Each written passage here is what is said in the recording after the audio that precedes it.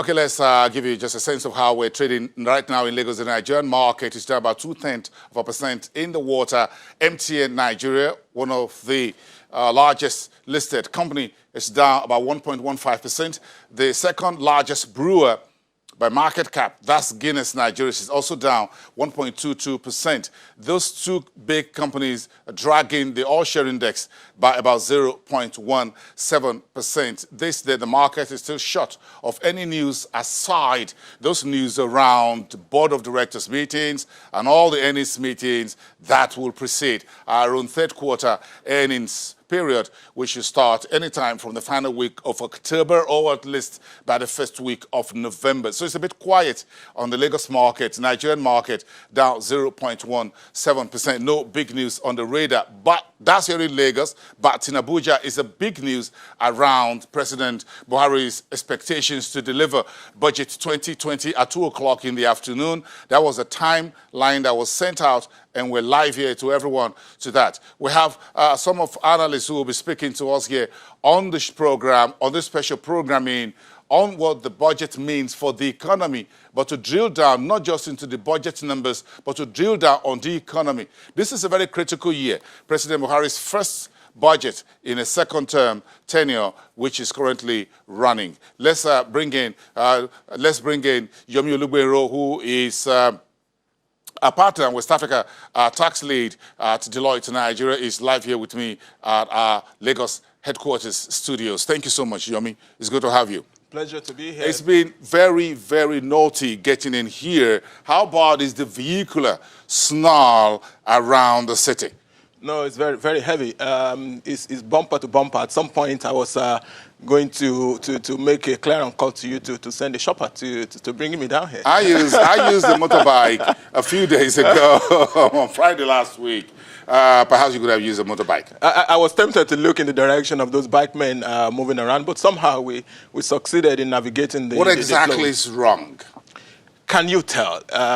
When Lagos gets you down on traffic, you probably can tell exactly why. You sit at what floor were you at of your building? Down yeah, on the 15th floor. 15th floor. Yeah. So you can see the 3rd Mainland Bridge. That's correct. And right in front of you at the other side of Victoria Island is that very major highway through Victoria Island all the way to Lekki. And sometimes you stand there or you sit there and you're wondering what the vehicular traffic is all there every day, downtown. It can be heavy, but I must say that this afternoon, as I planned to set out of the office, the traffic wasn't that heavy on the island, particularly from the side where I sit, until we moved, towards the mainland part of town. So, but I guess the downpour in the morning, I think there was some showers in the morning, could have contributed badly to the traffic situation, with also the potholes and all of that. Quite a situation about what we need to fix, what you call the infrastructure or urban development. So let's start this conversation. If we had an opportunity to speak to Mr. President, to speak to Lagos State, where is our urban development bank? I thought we had one a long time ago. Is it still there? We had an infrastructure bank as well. That's a long time ago. I think the whole conversation around understanding the impact of the wastages and the amount of resources that is going down the drain with the depth of our infrastructure is quite heavy. You see so much of resources, just getting down the drain because goods can be transported, people can move very, very swiftly to their places of work, and I mean, we just can't quantify the impact of all of that in the economy. Very interesting. Yomi Olugbero, thank you so much for making it in here. We're still expecting a few other guests to join us on the conversation, but let's go live to our Abuja studios to speak very quickly and get a sense of their expectations of today's Mr. President budget presentation and the analysis. Tafa Abraham is a financial and development economist, as well as Eze Onyekpere, lead director at the Center for Social Justice. Gentlemen, thank you very much for being part of the program. My pleasure. Thank you. It's good to have you. So, Tafa Abraham, let's have your sense as a financial and development economist. Give us a sense of the road that we've traveled to this 2020 budget. This was 1 year. Over the last 10 years or 12 years, it's been a sing-song, at least for the last 2 or 3 administrations, about the year 2020 We are now there less than 90 days. Okay, thank you again for this opportunity. This administration has been guided by the Economic and Recovery Growth Plans from 2017 to 2020. What this administration did in 2016, when there was no ERGP, was to immediately put in motion the strategic implementation plan to guide the implementation of the 2016 budget. So, and if you look at that trajectory from which this administration has sustained the implementation of its economic policy as guided by the ERGP, you see that it helped to bring the economy out of recession that it was experienced in 2016. The previous administration that had a lot of oil revenue, this administration didn't have that privilege. So looking at its economic management policies was really a tight option for this administration. So as we go forward to this 2020 budget, I expect to see continuous expansion in government spending and another round of extending the lifespan of the ERGP, because 2020 is here. I look forward to seeing another ERGP, maybe called a different name, that will cover the period of 2020 to perhaps 2023. All right, Tafa Abraham, and of course, Eze Oyekpere, thank you, gentlemen, and of course, here in Lagos, Yomi Olugbero. Stand by, everyone. We'll take a quick break. We'll be right back. This is the second part of Business Incorporated. This big day for Nigeria's Budget 2020 presentation by Mr. President, expected in a couple of minutes from now, as scheduled 2 o'clock local time. But our panelists will be charting to the state of the economy and the budget and try to contextualize 2020 appropriations within this space of the economy that we are working on, and the future, and what has been said by the government, and what is in it for everyone, in particular what you need to prepare for moving forward. Yomi Olugbero, who is a partner and West Africa tax lead at Deloitte Nigeria, is live in the studio with us at our global headquarters in Lagos. Also, from our Abuja studios, Eze Oyekpere, who is a director at Center for Social Justice, as well as Abraham, who is joining us as a financial and economic development economist. Thank you, gentlemen in Abuja. Let's get a soundbite from Eze Oyekpere right now. When you look at the state of the economy 2016, 2017, 2019, and we're preparing for 2020 budget, my earlier question before the break, we talked about Vision 2020, Vision 2020 over the last two administrations. So, year 2020 has been in our crosshairs before today. Now that we are here at the doorstep of this magical year, quote unquote, 2020, what comes to your mind? Well, nothing much but the continuation of the norm as we've had it from the beginning. If you recall, even the year 2000 was supposed to be a magical year. Okay, we crossed 2000 and nothing happened. We had Abacha shift the goalpost to the year 2010, and 2010 came and nothing happened. We had the Millennium Development Goals, which ended in 2015, and 2015 came and nothing happened. Of course, we've shifted the goalpost through the SDGs to the year 2030. So tomorrow will come. I don't see so much significance in that 2020 budget, because what is going to be in that budget and this outcome is beyond the budget documents and the paper.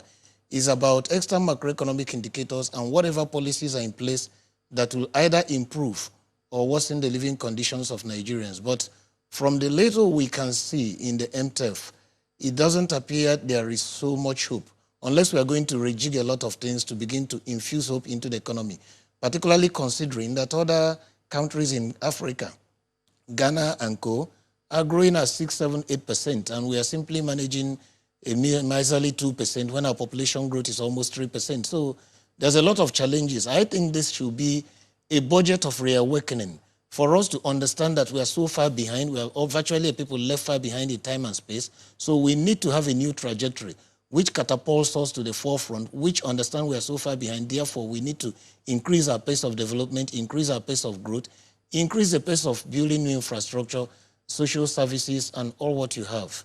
We need a budget, whichever situation we find ourselves. Even countries whose economy is underwater, such as Zimbabwe and Venezuela, still need to have a budget. So, Abraham, Tefra, let me ask you this question. What do you think the biggest challenges are for the Buhari's administration in terms of making a budget work? Well, the biggest challenge, because the budget is all about public spending in targeted areas of priority investment. The ERGP made mention of 6 sectors for which this administration seeks to prioritize, and agriculture is one of them. Health is another.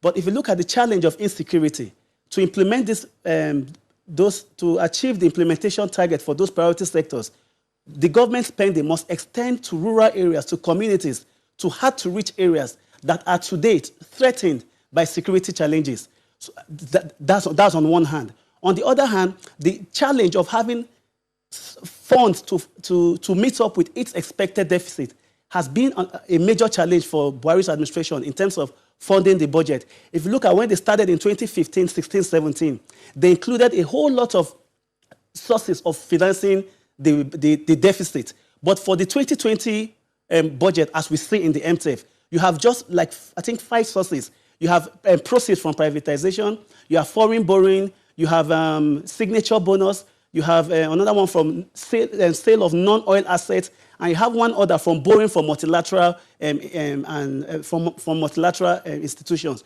Just 5, compared to 2016, 17, and 17, where they had a long list, including recoveries from misappropriated funds and loots. These were part of sources of funding 2016 and 2017 budget by this administration. But in 2020, if you take a quick look at the MTF, misappropriation, funds from misappropriated recoveries has now been exempted. So basically, having the revenue to fund its deficit and putting in place a framework to convert recovery from loot and misappropriated funds into the consolidated revenue fund, as it were, in other words, to get them to fund specific projects has been a major challenge. So I'm going to ask Yomi Olugbero, who is with me here at our headquarters in Lagos, for his thoughts on this. In terms of macroeconomic headwinds, you heard those two gentlemen. The biggest headwind is the trilemma of debt, revenue, and expenditure. This is the unholy trinity, as it were, or if you want to call it the triad, which this administration faces. How to balance this? That's correct. And within that tripod, I think the revenue challenge is a major one. It's huge because it has an impact on, capacity to service our debt or how much is available to finance capital infrastructure, for example. If you look at the current 2019, for example, as at end of the half year, as at end of June, the federal government had only been able to generate less than 60% of its prorated targeted revenue for the period. We've made just about 2 trillion from 3.5 trillion that was budgeted for the same period.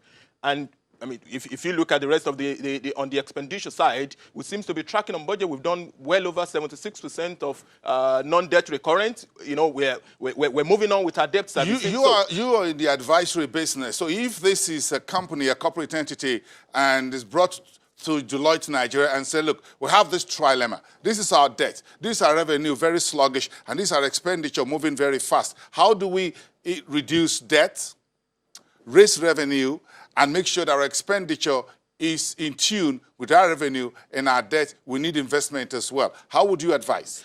Well, there's no silver bullet to answering this. The federal government needs to be pulling on multiple levers at the same time. But the first thing is to realize that there is a revenue crisis, and a huge one at that. Now, every other action and intervention needs to be weaved around how do we do this in a sustainable manner, in a way that we don't kill the economy, in a way that we, while trying to get more, we also recognize the fact that the vast majority are, living below the line. So a whole lot of things need to be happening.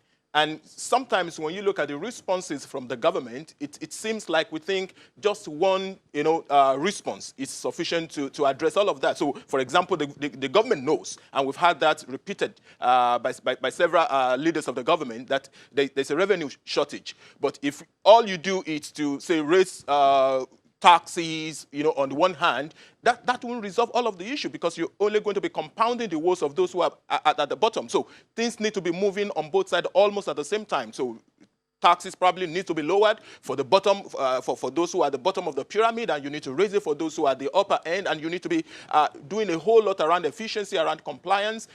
It needs to be a complete total reform. And can't be this kind of haphazard responses. Let's go to the side of the expenditure. The conversation on the street right now is that government seems to be focused more, 99% on revenue, and less on expenditure, whether it's for the National Assembly or for the executive branch. That's absolutely right. So we need to raise more revenue, but we also need to cut wastages. We need to look critically at, our non-capital spending. The amount of expenditure going to non-debt recurrent expenditure is just not sustainable. And we just seem to believe that we can continue as business as usual and try to raise the revenue. We think we can use revenue to offset expenditure that we're not willing to cut back on.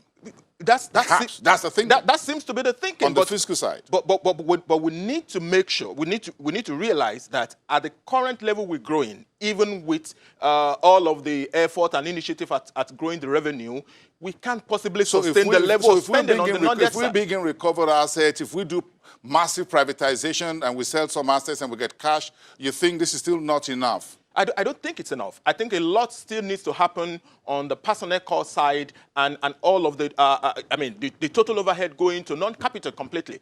The sizes of government bureaucracy that we're maintaining in this, in this country is not sustainable. We need to be asking some very critical questions. Do we need this number of agencies? Do we need, do we look at our National Assembly, for example? Are there things we could do within that particular space to fit our structure? You think we should look at furniture and fittings, cars, tea and coffee?